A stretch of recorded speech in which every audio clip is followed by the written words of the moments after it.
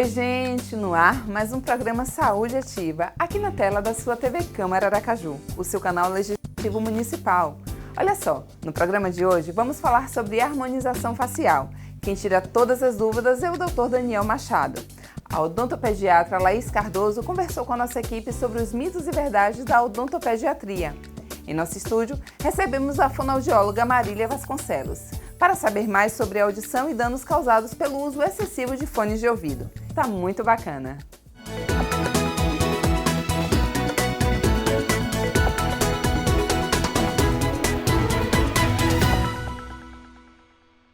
Provavelmente você já ouviu falar em harmonização facial, o tratamento estético que promove a simetria nos traços faciais. Além de tratar rugas, linhas de expressão e flacidez, quem nos explica tudo é o Dr. Lucas Brito. Vamos conferir? Olá, Dayana, eu estou aqui com o Dr. Lucas Brito. Ele é ortodontista e vai conversar com a gente sobre harmonização facial. Dr. Lucas, o que seria a harmonização facial? A harmonização facial seria um conjunto de procedimentos para melhorar e rejuvenescer a face. Entre eles está a toxina botulínica, que é o botox, o preenchimento facial. Tem preenchimento da maçã do rosto, contornos faciais, queixo, preenchimento labial e a bichectomia também faz parte dessa harmonização facial. Ok, doutor, e quais são então esses procedimentos envolvidos? O senhor acabou de falar aí quais são eles, né? Mas o senhor pode explicar melhor para a gente, por exemplo, o que é a bichectomia, não é isso? Isso. A bichectomia, você vai remover uma gordura que fica na região da bochecha. Essas, assim, muitos são procurados esteticamente, mas o procedimento é feito caso a pessoa fica na mastigação, ela morda essa região da bochecha na parte interior da boca e também ao falar acaba mordendo também. A indicação da bichectomia seria essa. Doutor, há riscos ao realizar a harmonização facial? E se há, quais são esses riscos? Qualquer procedimento há risco, mas como a face toda a face tem nervo, músculo. Caso pegue algum vaso, vai ficar roxo. Risco maior seria parestesia, mas pode haver rejeição. Quase nunca acontece porque esse ácido é produzido pelo corpo. Entendi. E o procedimento, a harmonização, né, facial, ele é exclusivamente estético ou também é para tratar outros tipos de problemas? Ultimamente a procura é mais estético, mas ele tem a função para tratamento. Tipo a toxina botulínica, que é o botox, ele vai, a parte estética, vai diminuir as rugas, mas também ele pode ser para queixa do bruxismo, ele vai diminuir essa força muscular que a pessoa acaba travando. Tem a questão da ATM também, que vai relaxar esse músculo e deixar bem, diminuir a dor que esse paciente vai sentir. Entendi, já era isso que eu ia te perguntar, doutor, porque tanto o bruxismo como esse outro problema que o senhor falou aí, eles ocasionam alguns incômodos no corpo, né? Então, a dor de cabeça muito forte, né? E o bruxismo também, né? Então, nem sempre é estético o tratamento, né? A maior procura é estética, mas tem essa função do tratamento que ele vem melhorando também. A questão do bruxismo, a dor de cabeça, que é pelo bruxismo mesmo, apertamento acaba ocasionando essa dor. Doutor Lucas, havendo o procedimento de preenchimento facial, existe a possibilidade de fazer uma reversão? Sim, todo esse procedimento, caso o paciente não siga as orientações, ele tem que ficar 24 horas ou 3 dias sem dormir de lado. Esse material pode se deslocar, aí vai acabar não ficando simétrico como ele desejava e como a gente pretende que fique. Aí, após esse descuido, a gente pode fazer a aplicação da hialuronidase, que é uma enzima que vai ser aplicada onde está o material, que vai eliminar, vai quebrar o preenchedor e vai remover, vai ser eliminado. E aí o problema é sanado? Com certeza. E a harmonização facial fica completa, não é isso? Isso. Aí, após essa aplicação, vai remover esse material, aí vai ter que fazer uma nova aplicação, só que tem que esperar no mínimo 15 dias. para fazer uma nova aplicação. Ok, muito obrigada pela atenção do senhor, pela conversa esclarecedora, tá bom? Dayana, agora é com você. Agora vamos a um breve intervalo e na volta temos mais saúde ativa para você.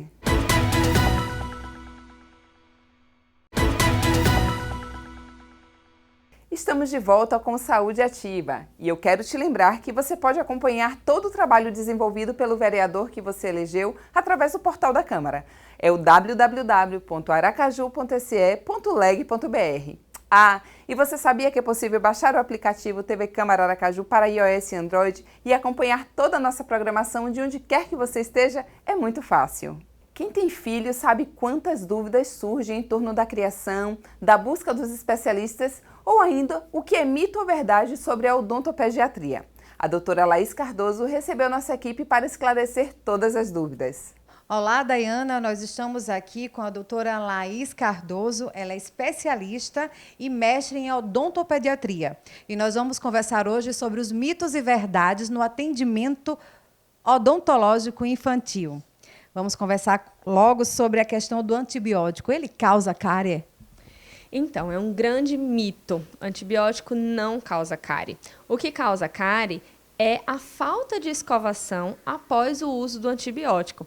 Porque o antibiótico ele é um remédio que ele, muitas vezes em sua composição contém açúcar. E aí a falta da escovação durante o uso, principalmente na madrugada, vai favorecer sim o aparecimento da doença cárie. E o tratamento ortodôntico, ele só pode começar com a criança de 8 anos de idade? Isso é um grande mito. Na verdade, o tratamento ortodôntico ele deve ser iniciado o mais breve possível. Assim que a criança tem a cooperação, a partir dos 3, 4 aninhos, ela já consegue utilizar os aparelhinhos e ela vai ter os dentinhos alinhados bem mais cedo do que se esperar para os 8 anos. E o consumo de doce realmente dá cárie? Isso é mito ou é verdade? Infelizmente, isso é verdade. Né? A gente sabe que quanto mais doce, né, a criança ingere, quanto mais cariogênica é a dieta, e associado a isso, a falta de escovação, a gente sabe que esses fatores vão levar à predisposição à doença cárie. Então, se a criança ingere bastante doce, ela tem que ter uma escovação perfeita e adequada. E a odontopediatria, ela orienta os pais e as crianças a manterem uma boa higienização? Sim, esse é o grande trabalho da odontopediatria, a grande luta da gente diária com os papais, com as mamães, com os avós, os cuidadores, porque o que a gente quer? Que a criança se mantenha saudável. Meu desejo é que todas as crianças que eu atendo e que todos os outros odontopediatras atendem, que elas sejam livres de cárie. Então, não adianta nada vir aqui para o consultório para a gente ficar restaurando o dente, tapando buraco, sendo que em casa é o que eles vão fazer melhor. Eles precisam aprender a escovar o dente para evitar que aconteçam as lesões de cárie. E o dente de leite, ele endurece se não for retirado a tempo? Isso é mito ou é verdade? Então, é mito. Na verdade, o que acontece é que se a criança ela não é estimulada a morder, a mastigar adequadamente, o dente de leite ele não vai servir como estímulo para a subida do dente permanente. E aí acaba que o dentinho permanente ele pode vir nascendo por trás e tem essa falsa sensação de que o dente está mais endurecido. Mas se ele não for retirado no momento que ele está molinho, ele não vai endurecer, nem adianta. Doutora, e o creme dental, pode usar o de adulto em criança? Sim, essa é uma excelente pergunta, porque as pessoas ficam perguntando para mim, doutora, eu posso utilizar o creme dental do meu filho ou o meu filho pode utilizar o meu creme dental? Creme dental é um artigo de uso familiar. O que importa é que a concentração dele tenha pelo menos 1000 ppm de flúor. Isso é a quantidade de flúor que tem dentro da pasta. Se a gente tem uma quantidade menor, não vai haver o efeito anticárie esperado do creme dental. E se tem mais do que isso, ele vai fazer. Então, tanto os cremes dentais de adulto quanto os infantis, né, a gente olha lá no rótulo, se tem mais de 1000 ppm, eles são adequados para o uso de toda a família. O que vai diferenciar é apenas o gosto. Um tem um gostinho de morango, tutti-frutti, e o outro é um sabor de menta. Ok, doutora, e a criança, ela deve escovar os dentes sozinha ou tem que ser acompanhada de um adulto? Então, todas as crianças elas devem ter escovação acompanhada por um adulto. Por quê? Porque as crianças não têm coordenação motora suficiente para escovar sozinha. Elas precisam ter uma orientação. Quem é que vai conseguir escovar os dentes sozinhas? São aquelas crianças que já têm a partir de 8, 9 anos, que elas já têm uma coordenação motora fina, bem definida, e aí elas conseguem se higienizar corretamente. Doutora, e quais são as dicas que a senhora dá para os pais cuidarem melhor da higienização dos dentes dos filhos? Bom, o ideal é que todo papai e mamãe estimule seus filhos a escovar pelo menos 3 vezes ao dia e utilizar o fio dental. E procurar o dentista a cada 6 meses, de preferência um odontopediatra. Obrigada, doutora. É isso aí, Dayana. Agora é com você. Bem interessante. Vamos a mais um intervalo e na volta teremos um bate-papo sobre cuidados com a audição. É bem rapidinho, não sai daí não.